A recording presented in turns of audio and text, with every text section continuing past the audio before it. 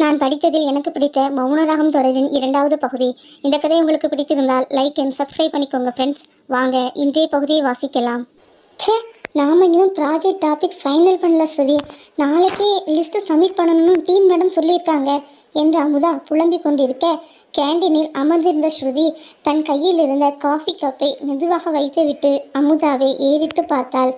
நீ இன்னைக்கு ஏன் இப்படி இருக்க? உன் மூஞ்சியை பார்த்தா கொஞ்சம் வித்தியாசமாக தெரியுதுடி என்று சொன்னார் ஸ்ருதி. உடனே அமுதா சட்டென்று திரும்பி பார்த்து, என்ன சொல்கிறேன், நான் நார்மலாக தான் இருக்கேன் என்று கூறவும், இல்லடி, நேற்று ஃபஸ்ட்டு கிளாஸ் முடிஞ்சு இன்னைக்கு வரைக்கும் நீ எங்கேயோ இருக்கிற மாதிரி இருக்கு. டென்ஷன் ஆகாதடி, நாம் நம்ம ப்ராஜெக்டை நிச்சயம் முடிச்சிடுவோம். நீ எவ்வளோ ஸ்மார்ட்டாக அசைன்மெண்ட் பண்ணுறன்னு எனக்கு தெரியுமே. ஸோ பி கூல் என்று ஸ்ருதி சொல்லவும் அமுதா புன்னகைத்தாள். ஆனால் உண்மையில் அவள் மனதில் ஓடிக்கொண்டிருந்தது நேற்றைய அந்த நொடி, கிருஷ்ணாவின் அந்த பார்வை. அவள் எத்தனை முறை முயன்றாலும் அந்த கண்களை மறக்க முடியவில்லை. அந்த கண்களில் இருந்த ஆழம், அந்த பார்வையில் இருந்த ஒரு சொல்ல முடியாத வலி, அது அவளை ஒரு மாதிரியாக ஆக்கிவிட்டிருந்தது. அம்மு, ஹலோ, நீ இங்கே தானே இருக்க என்று ஸ்ருதி கத்தி அவளது கைகளை அசைத்தாள். உடனே அமுதாவும் சுயத்துக்கு வந்து, சாரி, நான் வேற எதையும் யோசிச்சுட்டு இருந்தேன் எங்கவும். ஏய், கிருஷ்ணா சார் பற்றி தானே யோசிச்சுட்டு இருந்த என்று ஸ்ருதி கேட்கவும் அமுதாவின் இதயம் ஒரு கணம் நின்றது போல் உணர்ந்தாள். ஏய், என்ன சொல்ற என பதற்றத்துடன் அமுதா கேட்க ஸ்ருதி சிரித்தாள். ஏமா, நீ ஏன் பயந்து போற? நேற்று அவர் நம்மளை பார்த்த விதம் வேற மாதிரி தான் இருந்துச்சு. அவர் எடுக்கிற கிளாஸ் செம இன்ட்ரெஸ்டிங் தான், ஆனால் எமோஷ்னலாக இல்லை, மனசையும் தொடலை, பெயிண்ட் மாதிரி எல்லாம் ஃப்ளாட்டாக இருக்குது என்று ஸ்ருதி சொல்ல, அதை ஆமோதிக்கும் விதமாக அமுதாவும் மெதுவாக தலையசைத்தாள். ஆமாம், நானும் அதை நோட்டீஸ் பண்ணேன். அவர் பேசுகிற விஷயங்கள் எல்லாம் ரொம்ப லாஜிக்கல், அட்டாச்மெண்ட், ட்ரஸ்ட்டு, ரிலேஷன்ஷிப்னு எல்லாம் சொல்கிறாரு. ஆனால் அவரே அட்டாச்மெண்ட் இல்லாத மாதிரி தெரியுது என அமுதா சொல்ல, ஸ்ருதி வேகமாக அவளை பார்த்தாள். நீ அவரை பற்றி அதிகமாக யோசிக்கிறியாமு என ஸ்ருதி கேட்க அமுதா கொஞ்சம் தயங்கினாள். பிறகு, ஸ்ருதி, உனக்கு எப்படி தெரியும் என்று கேட்டாள். தெரியுமே, ஏன்னா நான் உன்னோட பெஸ்ட் ஃப்ரெண்ட். நீ என்ன நினைக்கிறன்னு உன்னோட கண்ணை பார்த்தாலே எனக்கு தெரியும். சொல்லு, என்னாச்சு என்றாள் ஸ்ருதி. அமுதா ஆழமாக சுவாசித்து, கிருஷ்ணா சார் மேலே ஒரு வித்தியாசமான ஈர்ப்பு. அதை க்ரஷ், அட்ராக்ஷன்னு சொல்ல எனக்கு விருப்பம் இல்லை, ஒரு க்யூரியாசிட்டி மாதிரி. அவர் ஏன் இப்படி இருக்காரு? ஏன் அவர் கண்ணில் ஒரு ஷேடோ இருக்குது? நேற்று அவர் என்னை பார்த்த விதம், அது வெறும் பார்வையில் ஸ்ருதி, அவர் எதையோ தேடுற மாதிரி தெரிஞ்சது என்று அமுதா மேலும் பேச பேச அமைதியாக இருந்த ஸ்ருதி பிறகு மெதுவாக, அம்மு, அவர் நம்ம ப்ரொஃபஸர், புரியுதா? இது உனக்கு ரொம்ப காம்ப்ளிகேட்டாக ஆகலாம் என்று கூறவும், எனக்கு தெரியும் ஸ்ருதி, என்னோட இந்த ஃபீலிங் எனக்கே சரியாக புரியலை. ஆனால் நான் அவரிடம் எதுவும் சொல்ல போகிறதில்ல. நான் சும்மா அவரை புரிஞ்சிக்க ட்ரை பண்ணுறேன், அவ்வளவுதான் என்று அமுதா சொல்ல ஸ்ருதி அவள் தோளை தட்டினாள். கேர்ஃபுல்லாக இருடி, இது கடைசி வருஷம், அதுலேயே முக்கால்வாசி நேரம் ப்ராஜெக்ட், இன்டர்ன்ஷிப் அப்படின்னு போயிடும். மீதி கொஞ்ச நேரத்தில் ஹாப்பியாக டென்ஷன் இல்லாமல் மட்டும்தான் இருக்கணும். இந்த ஃபைனல் இயரை மிஸ் பண்ணிடக்கூடாது என்று ஸ்ருதி சொல்ல அமுதா தலையசைத்தாள். ஆனால் அவள் மனதில் கிருஷ்ணாவின் உருவம் தன்னையும் அறியாமல் பதிந்து விட்டது. பிற்பகல் 2 மணி, மீண்டும் சைக்காலஜி கிளாஸ். இன்றைய டாபிக் அட்டாச்மெண்ட் தியரி. அமுதா ஏற்கனவே வகுப்பில் தான் இருந்தாள். அவளது புத்தகம் திறந்திருக்க பேனாவும் கையில் இருந்தது. ஆனால் அவளது கவனம் எல்லாம் கதவையை பார்த்து கொண்டிருந்தது. சரியாக 2 மணிக்கு கதவு திறந்தது. கிருஷ்ணா உள்ளே நுழைந்தான். இன்றைக்கு அவன் வெள்ளை நிற ஃபார்மல் ஷர்ட் அணிந்திருந்தான். அதே கம்போஸ்ட், அதே மிஸ்டீரியஸ் கிருஷ்ணா தான். அவன் உள்ளே வந்ததும் வழக்கம் போல் வகுப்பறை நிசப்தனானது.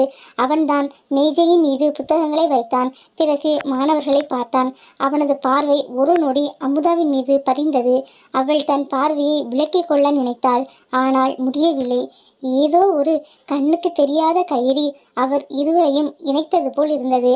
அவன் பார்வையை அடுத்த கணமே விலக்கி கொண்டு பேச ஆரம்பித்தான். Good afternoon. இன்னைக்கு நாம் பார்க்க போகிறது அட்டாச்மெண்ட் தியரி. இது மிக முக்கியமான சைக்காலஜிக்கல் கான்செப்ட். ஜான் ஃபெல்பி என்பவர் இந்த தத்துவத்தை ஃபார்முலேட் பண்ணினார். அவர் சொன்னது ஒன்று தான், நாம் ஒரு குழந்தையாக இருக்கும்போது எப்படி பாண்டை க்ரியேட் பண்ணுறோமோ அதுதான் நம்மளோட எதிர்கால ரிலேஷன்ஷிப் எல்லாத்தையும் டிசைட் பண்ணும் என்றவன் தன் குரலில் எந்தவித உணர்ச்சியும் இல்லாமல் மேலும் தொடர்ந்தான். ஃபார் எக்ஸாம்பிள், ஒரு பேபி அழுதா அதோட அம்மா உடனே வந்து அதை கண்ட்ரோல் பண்ணுனா அந்த பேபிக்கு ஒரு செக்யூர் அட்டாச்மெண்ட் ஃபார்ம் ஆகும். அந்த குழந்தைக்கு யாராவது ஒன்று பார்த்துக்குவாங்க, நான் தனியாக இல்லைன்னு தெரிஞ்சிருக்கும். அது பெருசானாலும் அந்த குழந்தை நம்பிக்கையோட ஒரு ரிலேஷன்ஷிப் பில்ட் பண்ணும். என்று அவன் பேசும் ஒவ்வொரு வார்த்தையும் அமுதாவின் காதில் விழுந்தது. ஆனால் அவளுக்கு ஒரு விஷயம் உறுத்தியது. எல்லாவற்றையும் அவர் எவ்வளவு தெளிவாக விளக்குறாரு, ஆனால் அவரது குரலில் அன்பு இல்லை, எவ்வித உணர்வு இல்லவே இல்லை. அதே சமயம் ஒரு குழந்தை அழுதா அதோட பெற்றோர் அந்த குழந்தையை இக்னோர் பண்ணுனா அல்லது கோபமாக ரியாக்ட் பண்ணுனா அந்த குழந்தைக்கு இன்செக்யூர் அட்டாச்மெண்ட் டெவலப் ஆகும். அதில் 3 டைப்ஸ் இருக்குது: ஆன்ஷியஸ், அவாய்ட்னட், டிஸ்ஆர்கனைஸ்ட். அதில் டிஸ்ஆர்கனைஸ்ட் அட்டாச்மெண்ட் ரொம்ப டேஞ்சரஸ், குறிப்பாக சைல்டுஹுட் ட்ராமா கேஸ்லேயும் அஃப்யூஸ் கேஸ்லேயும் என்று அவன் சொல்லிக் கொண்டிருந்தான். அப்போது திடீரென அவனது கண்களில் ஒரு மாற்றம் தெரிந்தது. அது ஒரு வினாடி மட்டுமே, ஆனால் அமுதாவால் அதை உணர முடிந்தது. ஏதோ ஒரு பழைய நினைவு அவனை துளைத்து எடுத்தது போல் இருந்தது. அவன் தன்னை உடனடியாக சமாளித்து கொண்டு தனது விரிவுரையை தொடர்ந்தான். ட்ராமாவால் பாதிக்கப்பட்ட ஒருத்தர் எப்படி அட்டாச்மெண்ட் ஃபார்ம் பண்ணுவாங்க? அவங்க எதையும் ஃபீல் பண்ண மாட்டாங்க, யாரையும் ட்ரஸ்ட் பண்ண மாட்டாங்க. காரணம், அவங்க ட்ரஸ்ட்டை ஒருத்தர் சுக்குநூறாக உடைச்சிருப்பாங்க. அது அவங்களோட பிரெயினில் ஒரு பாதிப்பு மாதிரி ஆயிடுது. அந்த பாதிப்பு எப்பவும் அவங்களுக்கு நினைவுபடுத்திக்கிட்டே இருக்கும், யாரையும் நம்பாத, எல்லாரும் ஒன்று விட்டுடுவாங்க அப்படின்னு. என்று கிருஷ்ணா சொல்ல அமுதாவுக்கு திடீரென்று ஒன்று புரிந்தது. அவர் தன் அனுபவத்தில் இருந்து பேசுகிறார். அவனுக்கு ஏதோ ஒரு டிராமா இருந்திருக்கிறது என்று அவன் குரல் மேலும் தொடர்ந்தது. ஸோ ஒருத்தர் அட்டாச்மெண்ட் இல்லாமல் எமோஷனல் கனெக்ஷன் இல்லாமல் வாழ்கிறவங்கன்னா அது அவங்க சாய்ஸ் இல்லை, அது அவங்களோட சர்வைவல் மெக்கானிசம். அவங்க மறுபடியும் ஒரு பெயினை அனுபவிக்காமல் இருக்க எல்லாரையும் தள்ளி வச்சுடுவாங்க. என்றவனின் வார்த்தைகள் அமுதாவின் இதயத்தில் ஆழமாய் பதிந்தன. கிருஷ்ணா சார் தன்னை பற்றியே சொல்கிறார் என்று நினைத்து கொண்டாள். அப்போது ஒரு மாணவி கையை உயர்த்தினாள். அப்படிப்பட்டவங்க மறுபடியும் யாராவது ட்ரஸ்ட் பண்ண முடியுமா என்று கேட்க கிருஷ்ணா ஒரு நிமிடம் மௌனமாக இருந்தான். அந்த மௌனம் கனமாக இருந்தது. பிறகு கிருஷ்ணாவும், தியரிட்டிக்கலாக ஆமாம், ஆனால் ப்ராக்டிக்கலாக ரொம்ப கஷ்டம். ஆழமாக காயமடைந்த ஒருவர் எளிதில் மனம் திறந்து பேச முடியாது. அவங்களுக்கு ட்ரஸ்ட் ரீபில்ட் பண்ண நிறைய நேரம் தேவைப்படும். ஒரு பேஷண்ட்டுக்கு ஜட்ஜ்மெண்ட் இல்லாத ஒருத்தர் வேணும். ஆனாலும் சில காயங்களை யாராலும் ஹீல் பண்ண முடியாது. அது அவங்களுக்கு ஒரு வடுவாக உருவாகிடும். வடுக்கள் நீங்கள் உயிர் பிழைத்தது நினைவூட்டுகின்றன, ஆனால் அவை வலியையும் சேர்த்து நினைவூட்டுகின்றன என்று சொன்னான். அந்த வார்த்தையிலிருந்த வழியை அறையில் இருந்த ஒவ்வொருவராலும் உணர முடிந்தது.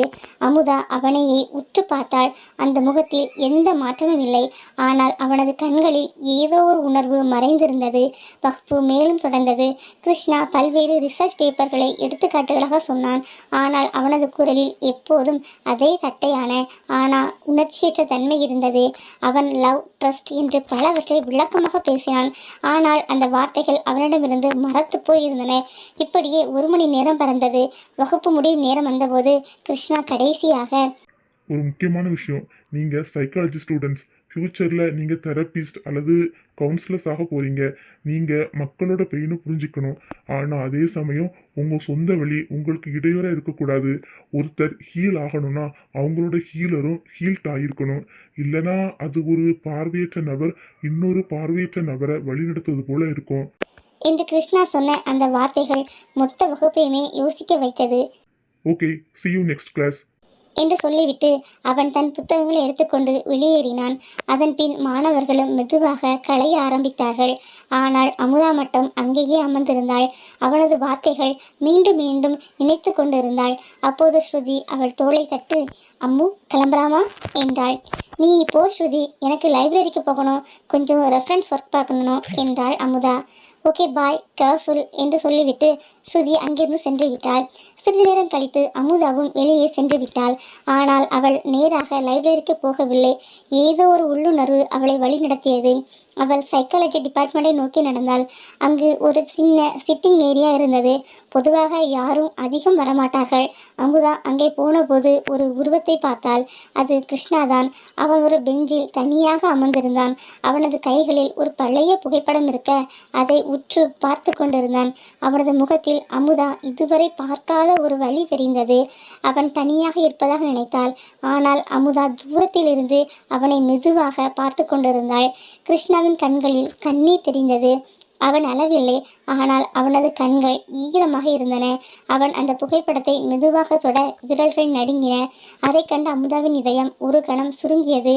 அவன் எவ்வளவு வழியில் இருக்கிறான் என்பதை அவளால் உணர முடிந்தது. அவருக்கு தனிமை தேவைப்படலாம் என்று நினைத்து அவள் அங்கிருந்து செல்ல நினைத்தாள். ஆனால் அவள் நகர்ந்தபோது அவள் காலில் இருந்த கொலுசு ஒலித்தது. அந்த சத்தத்தில் கிருஷ்ணா திடீரென்று திரும்பி பார்க்கவும் அதில் அமுதாவும் பயத்துடன் நின்றுவிட்டாள். அவர்கள் இருவரது பார்வைகளும் ஒன்றோடு ஒன்று மோதி கொண்டன. அமுதா ஏன் கிருஷ்ணாவின் உணர்ச்சியற்ற முகத்திற்கு பின்னால் இருக்கும் காரணத்தை அறிந்து கொள்ள நினைக்கிறாள்?